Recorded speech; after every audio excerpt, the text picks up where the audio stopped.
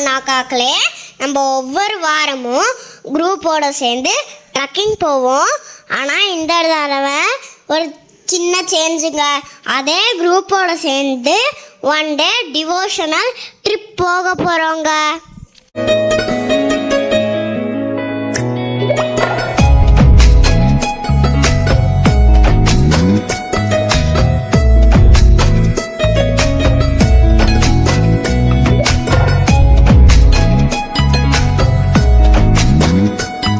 நீங்கள் கிளிப்பிங்கை பார்த்தே தெரிஞ்சிருப்பீங்க.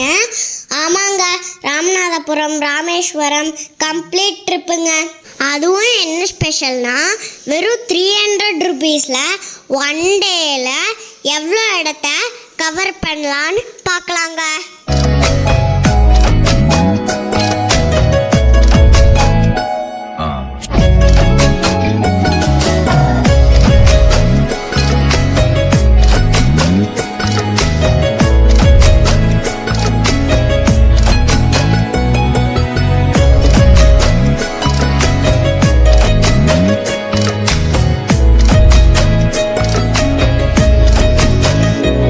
என்னடா 300 ருபீஸ் தானான்னு பார்க்குறீங்களா?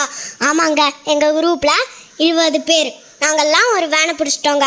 ஒருத்தருக்கு 300 ருபீஸ் தாங்க.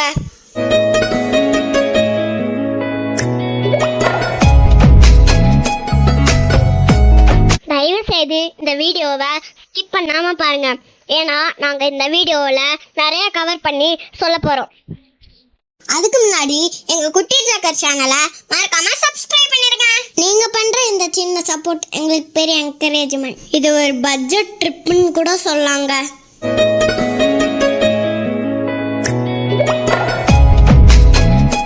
இதாங்க எங்க குரூப். நம்ம ஃபர்ஸ்ட் பார்க்க போற இடம் பேரு சுயம்பு வராகி அம்மன் கோவிலுங்க. இந்த இடம் ராமநாதபுரத்துல இருக்குங்க.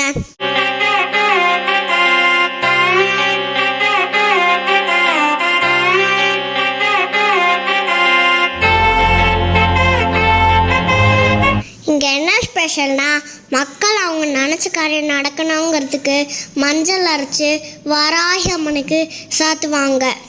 அம்பாள்கிட்டேருந்து அந்த மஞ்சளை நம்மளுக்கு பிரசாதமாக தருவாங்க.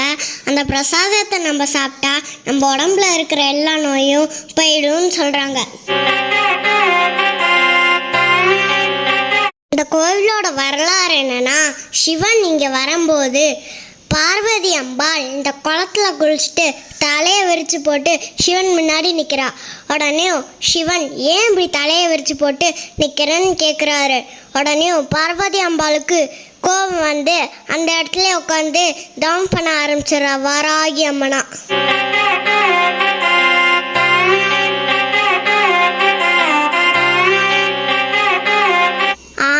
பட்ட இந்த என்ன பண்ணிக்க இவ்வளோ கஷ்டம்னா எங்கள் அப்பாவோட நிலைமை யோசித்து பார்த்தா ரொம்ப கஷ்டங்க. நம்ம ரெண்டாவதாக பார்க்க போகிற இடம் பேர் உத்திரகோசம் மங்கை. இங்கே யார் இருக்கானா சிவன் இருக்காருங்க. இந்த ரெண்டு அறவையும் பாருங்க. இந்த இடத்துல மட்டும் பிள்ளையாரும் முருகரும் இடம் மாதிரி இருப்பாங்க. நம்ம எல்லாருக்கும் பிளேஸ் ஆஃப் பர்த்னு ஒன்று இருக்குங்க. அதே மாதிரி நம்ம என்ன பண்ணுக்கும் இதான் பிளேஸ் ஆஃப் பர்த்னு சொல்றாங்க. முதல் சிவாலயம்னு இந்த உத்தரகோசம் மங்கையை சொல்ற திருவாரூர்ல இருக்கிறவரு ஒரு தான். திருவாரூர் உறைவாய் மண்ணும் உத்தரகோசம் மங்கை கரசே. பாண்டிய நாடே பழம்பதி. உலகத்துல பழமையான தேசம் பாண்டிய தேசம் தான். அதுல பக்திசை அடியரை பரம்பரை துய்ப்பவன். யார் யாரோடத்துல உள்ளத்துலலாம் சுவாமிங்கிற ஒரு பக்தி இருக்கோ, எந்த சுவாமியும் பக்தி இருந்தாலே அவருக்கு ஆட்கொண்டு அவனை குடியாய் கொண்ட கொள்கையும் சிறப்பும். அவனுக்குள்ள குடிகொண்டு அவனை ஆட்கொண்டு அவனுக்கு தேவையான எல்லாத்தையும் அவனுக்குள்ள இருந்து அவனுக்கு வழி நடத்தி எல்லாத்தையும் பண்ணி அவனை மோட்சத்தை கொடுக்கக்கூடிய சுவாமியா அந்த உத்தரகோசம் சுவாமி தான் இருக்காரு. எல்லா ஊர்லயும் எனக்கு பேர் வேணா நம்ம மாத்திக்கலாம். தியாகேசர் தான் எனக்கு மோட்சம் கொடுத்தாரு, பலவானன் தான் கொடுத்தாரு, ராமேஸ்வரத்துல தான் கொடுத்தாரு, அவர் கொடுத்தாரு, இவர் கொடுத்தாரு. சிவபெருமான், இந்த ஊர் சிவபெருமான் தான். சிவன்னு ஒருத்தன் இருக்காருன்னா அவர் இந்த ஊர்ல தான் இருக்காரு. உலகம் முழுக்க இவருடைய ஆற்றல் தான் பரவி இருக்கு. இவர் நமக்கெல்லாம் ராஜாவாவே இருக்காரு, அரசனாவே இருக்காரு. உத்திரகோசம் மங்கைனா உத்திரம்னா சிவன், கோசம்னா ரகசியம், மங்கைனா பார்வதி. சிவன் பார்வதிக்கு ரகசியம் சொல்ற இடங்க இது. ஆலய ரீதியா நம்ம பார்த்தோம்னா ராமாயண காலத்துக்கு முற்பட்டவர் நடராஜர். அம்பாளுக்காக ரகசியமா அறையில ஆடின நடராஜர். அதை அதை செதுக்கினவர் யாருன்னா தேவலோக சிற்பி மயன்னு சொல்லக்கூடியவர். அதுதான் நம்ம கோயில் ஆதி சிதம்பரம் மகாத்மியம்னு புஸ்தகம் இருக்கு. அந்த பழமையான நூல்கள்ல கொடுக்கக்கூடியது இதுதான். இப்ப இன்னைக்கு உள்ள கதைகள்லாம் நிறைய என்னென்னமோ சொல்றேன், எனக்கு காதுல வந்து அந்த மாதிரி எல்லாம் எதுவும் கிடையாது. இதுதான் உண்மையான விஷயம். அப்ப இந்த இடத்துல நடராஜர் மரகதமா இருக்கார். அந்த மரகத நடராஜரை நம்ம எப்ப தரிசனம் பண்ணலாம் அப்படின்னா, வருஷம் மார்கழி மாசத்துல திருவாதிரை நட்சத்திரம்னு வரும். ஆருத்ரா தரிசனம்னு எல்லாருமே விமர்சையா தமிழ்நாட்டுல, அதுவும் நடராஜர் இருக்கக்கூடிய ஆலயத்துல ரொம்ப விமர்சையா பண்ணுவாங்க. அப்ப அந்த ஆருத்ரா தரிசனம்னு சொல்லக்கூடிய நட்சத்திரத்துக்கு முதல் நாள், அதாவது மிருகசீரிச நட்சத்திரம், அந்த நட்சத்திரத்துல இந்த கோயில் ஆலயத்தை வந்து நம்ம திறந்து மேல இருக்கக்கூடிய சந்தனத்தெல்லாம் எடுத்துட்டு அபிஷேகம் பண்ணுவோம். ஒரு 10 to 12 மணி நேரம் சுவாமி தரிசனம் எல்லாருக்குமே மரகதமா தரிசனம் கொடுப்பார். மறுபடியும் அபிஷேகம் பண்ணதுக்கு அப்புறம் புதுசா சந்தனம் சாத்திடுவோம். ஆருத்ரா தரிசனம் விடிய காலத்தால தீபாராதனை முடிஞ்சதுக்கு அப்புறம் அன்னைக்கு ஆருத்ரா தரிசனம் சந்தன காப்போட தரிசனம் கொடுத்ததுக்கு அப்புறம் சன்னதி சாத்திட்டோம் அப்படின்னா, அடுத்த ஆருத்ரா தரிசனம் எப்போ வருதோ அப்பதான் மறுபடியும் மரகதமா பார்க்கலாம். வருஷத்துக்கு ஒரு நாள் தான் இது. காலாகாலமாவே இந்த பூஜை தான். அதாவது நடராஜர் எப்ப பிரதிஷ்டை பண்ணாலும் அதுல இருந்தே இந்த பூஜைகள் தான் வருது. அப்ப நித்திய பூஜை எப்படி அப்படின்னா, தனியா லிங்கம், மரகத லிங்கம் வச்சிருக்காங்க ஆலயத்துல. அந்த லிங்கத்துக்கு இப்படி பூஜை பண்ணணும் அப்படிங்கிற கோட்பாடு நியமங்கள்லாம் வச்சிருக்காங்க. அதுபடிதான் இன்னைக்கு வரைக்கும் அந்த உச்சிக்கால நேரத்துல 12:30 மணிக்கு மேல நம்ம என்ன பண்ணுவோம்னா, சுவாமிக்கு நித்தியப்படி மரகத லிங்கம் ஸ்படிகலிங்கம்னு வச்சிருக்கோம். அது டெய்லி நித்தியப்படி அன்னாபிஷேகம்னு பண்ணுவோம். அந்த அன்னாபிஷேகம் யாருக்காகனா, சுவாமி நடராஜருக்கு நித்திய பூஜை கிடையாது. அப்ப இவருக்கு தான் அந்த பூஜைகள், ஆராதனைகள் மற்றதெல்லாம் பண்ணுவோம். அந்த ஒரு நாள் நடராஜருக்கு நடக்கும்போது அந்த லிங்கத்துக்கு பூஜை கிடையாது. மற்ற பாக்கி நாள் எல்லாம் நித்தியப்படி வருஷம் ஃபுல்லா யாருக்குன்னா அந்த சிவலிங்கம் மரகத லிங்கத்துக்கு. அந்த ஒரு நாள் மட்டும் பெரிய நடராஜருக்கு. எதுக்காக இப்படிலாம் வச்சிருக்கா அப்படின்னா, அந்த நடராஜருக்கு வந்து சந்தன காப்போட வச்சிருக்கிறது காரணம், இந்த பகுதி வந்து சுத்தி நிறைய கடல் பகுதி, உப்பு காற்று, இந்த மாதிரி எல்லாம் இயற்கைகள், அதிர்வுகள், வெப்ப காற்று, இந்த மாதிரி அந்த மரகத கல்லுக்கு வந்து அந்த பலம் கிடையாது. அப்ப அந்த ஒரு விஷயத்துக்கு சந்தன காப்பு வச்சதுனாலதான் இந்த தலைமுறையில இத்தனை 1000 வருடங்கள் தாண்டியும் நம்ம சுவாமி இப்ப நம்ம கண்ணு முன்னாடி பாக்குறோம்னா, அதுக்கு காரணம் அவெல்லாம் தெரியவா நம்மளுக்கு பாதுகாத்து கொடுத்ததுதான். இப்படித்தான் நடந்துட்டு இருக்கு. அப்ப நடராஜருடைய சிறப்பு, இந்த நடராஜருடைய தனி சிறப்பு. இப்ப நடராஜர் மரகதம்ங்கிறதுனால இவ்வளவு சொன்னா, ஆனா நம்ம எப்படி இங்க வந்து பெரிய விஷயம் என்னன்னா, இங்க அம்பாளுக்காக முதல்ல நடனத்தை காட்டியிருக்கார். உலகம் இயங்குது, எல்லாருமே எல்லா ஜீவராசியுமே அதுக்கு தேவையான எல்லா விஷயங்களும் கிடைக்குது. அந்த ஆன்மாவுக்கு தேவையான எல்லாமே கிடைச்சு அந்த ஆன்மாவை பக்குவப்பட்டு சுவாமி அடையிறோம். மனிதர்கள்லாம் அப்படித்தான் அடைஞ்சிருக்காங்க. இப்படி ஒவ்வொரு விஷயங்களும் அதுக்கு பின்னாடி எப்படி இந்த ரகசியம்லாம் என்னங்கிறது, அம்பாளுக்கு ரகசியம் எப்படி இந்த உலகம் இயங்குது அப்படிங்கிற ரகசியத்தை யார்கிட்ட கேட்கிறாருன்னா, உருவாக்கினவர்கிட்ட தானே கேட்க முடியும். நம்ம எல்லாம் வந்து சுவாமிகிட்ட வந்து நம்ம பாக்குறோம், எல்லாத்தையும் பாக்குறோம், ஆனா அதுக்கான ரகசிய பொருள் நமக்கு தெரியல. ஆனா நம்மளும் அதுல இயங்கின்னு போயிட்டே இருக்கோம். இதே விஷயத்த அம்பாள் வந்து சுவாமிகிட்ட கேட்கிறா, எப்படி இந்த உலகம் இயங்குது அப்படிங்கிற அந்த ரகசியத்தை கேட்கும் போது சுவாமி வந்து அந்த நடனத்தை காட்டுறார்.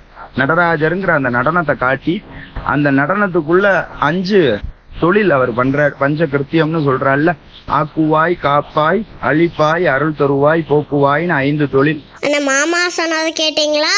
நம்ம யோசிக்க முடியாத ஒரு சில விஷயங்களை அவர் சொல்றாரு, அதையும் கேட்டுக்கோங்க. நம்ம வீட்டுல சிவலிங்கம் வச்சு சிவ பூஜை பண்ணி வழிபாடு பண்றோம்னா அவரும் அவர்தான். எல்லா சுவாமியுமே இந்த உத்தரகோசம் மங்களநாதர் எல்லா இடத்துலயும் அனுகிரகம் பண்றார் அப்படிங்கிறது. இதையும் தாண்டி என்னன்னா, எல்லா மசூதி பள்ளிவாசலுமே மெக்கா திசையை பார்த்து இருக்கும்.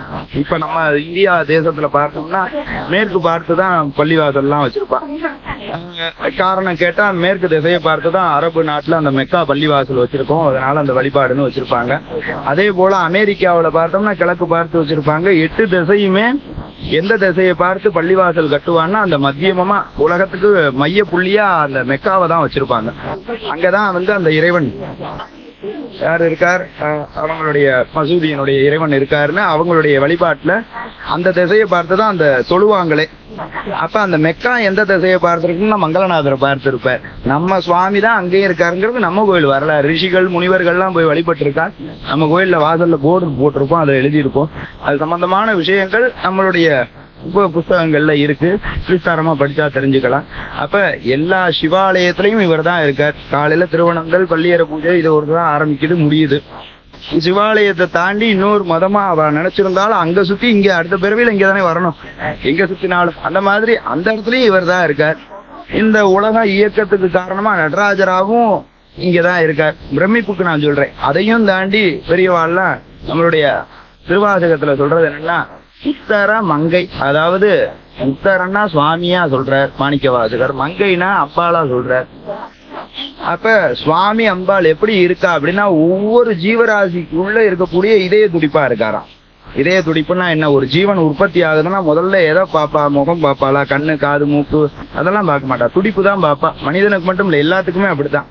அப்ப துடிப்பை வச்சுதான் ஒரு உயிர் இருக்குங்கிறதே தீர்மானம். உயிர் நமக்கு தெரியாதுல்ல, உயிர் இருக்குன்னா எப்படி நாடியை பாக்குறா, அந்த மாதிரி ஏதாவது ஒரு சாதனங்கள் பாக்குறா, அதுல அந்த துடிப்பை வச்சுதான் அந்த உயிர் இருக்குங்கிறத நிர்ணயம். அப்ப அந்த துடிப்பு எப்படி இருக்குன்னா சுவாமி அம்பாளா இருக்கான்.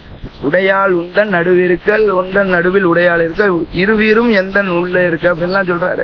சுவாமி அம்பாள் எனக்குள்ள இருக்கீங்க, உனக்குள்ள அம்பாள் இருக்க, அம்பாளுக்குள்ள நீ இருக்க, நீங்க ரெண்டு பேரும் எனக்குள்ள இருக்கீங்க அப்படிங்க. இதெல்லாம் யாரு பெறுவா? எல்லாருமே இதெல்லாம் அனுபவிக்கலையேங்கிறார். இந்த மாதிரி இந்த விஷயத்தெல்லாம் இந்த விஷயம்லாம் இதோட தொடர்பு படுத்திக்கணும். இந்த உத்தரகோசம் அங்கைங்கிற சுவாமி அம்பாள் தான் எல்லாத்துக்குள்ளே ரகசியமா இருக்காராம். கோஷம்னா ரகசியம்னு பொருள். நமக்கே தெரியாம நமக்குள்ள எல்லாருக்குள்ளேயும் சுவாமி அம்பாள் இருந்துட்டு தான் இருக்கா. இந்த ஊருக்கு வந்தோம்னா நம்ம ஒரு என்ன சொல்றது, பிறவி போதும்னு நினைக்கிறவா தான் வரணும். சரிங்க, இந்த கோவிலோட வரலாறுலாம் கேட்டாச்சு. அடுத்து நம்ம போக போற இடம் பேரு அரண்மனை. ராமநாதபுரம் சேதுபதி மன்னர்களை பத்தி நிறைய தெரிஞ்சுக்காம விட்டோங்க. இங்கதான் நம்ம வீரமங்கை வேலுநாச்சியார் பிறந்திருக்காங்க.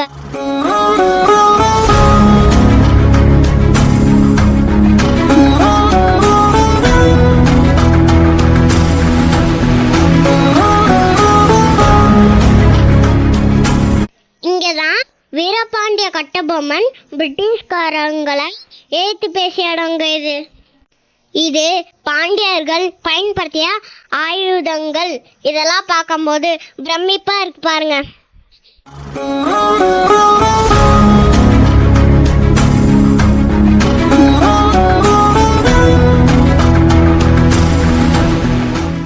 அடுத்து நாங்க ராமேஸ்வரம் தனுஷ்கோடிக்கு கிளம்பிட்டோங்க. அங்க பாருங்க பாம்பன் பாலத்தை. அதோட அழகா பார்க்கலாமா?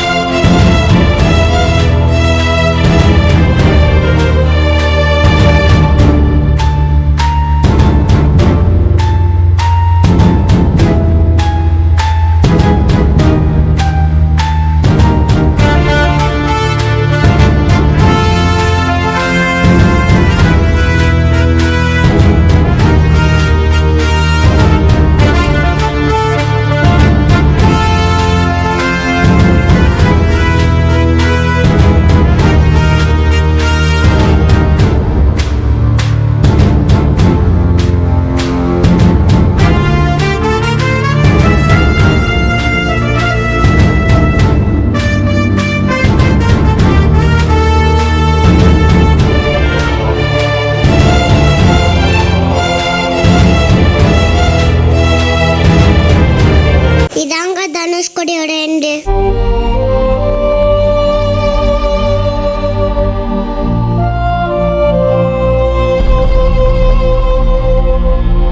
தனுஷ்கோடியோட வரலாறு பார்த்தீங்கன்னா 1964க்கு முன்னாடி harbour, church, railway station, medical college எல்லாமே இருந்ததுங்க. 1964ல் ஒரு பெரிய புயல் எல்லாத்தையும் அடித்து உடச்சிட்டு போயிடுச்சுங்க. இங்கே பாருங்க, இங்கேருந்து ஸ்ரீலங்காவுக்கு வெறும் 27 கிலோமீட்டர்ஸ் தாங்க. புயலுக்கு முன்னாடி இந்த வழியை தான் யூஸ் பண்ணிட்டு இருந்தாங்க. புயலுக்கு அப்புறம் இந்த வழியை க்ளோஸ் பண்ணிட்டாங்க. ராமாயணத்தில் ராமர் ராவணன்ட்டேருந்து சீதையை கூட்டு வரதுக்கு இந்த வழியாக தான் பாலம் கட்டி போயிருக்காங்க. போயிருக்காருங்க.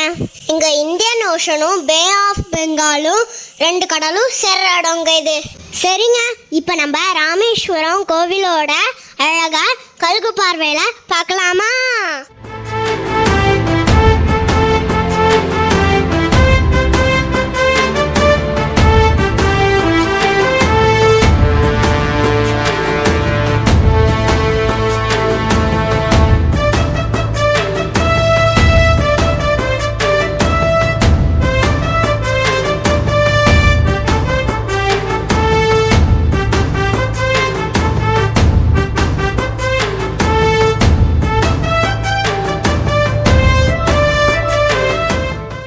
இங்கே பாருங்க, கடல் சிப்பிகளை வச்சு வீட்டுக்கு தேவையான அழகு சாதன பொருட்கள்லாம் ரெடி பண்ணியிருக்காங்க. அடுத்து நம்ம பார்க்க போகிற இடம் பேர் கோதண்டராமர் கோவில். இங்கே தான் ராமாயணத்தில் ராமர் போரில் ஜெயிச்சதுக்கப்புறம் ராவணனோட தம்பி விபீஷணனுக்கு இலங்கை மன்னராக முடிசூட்டி அடங்க இது.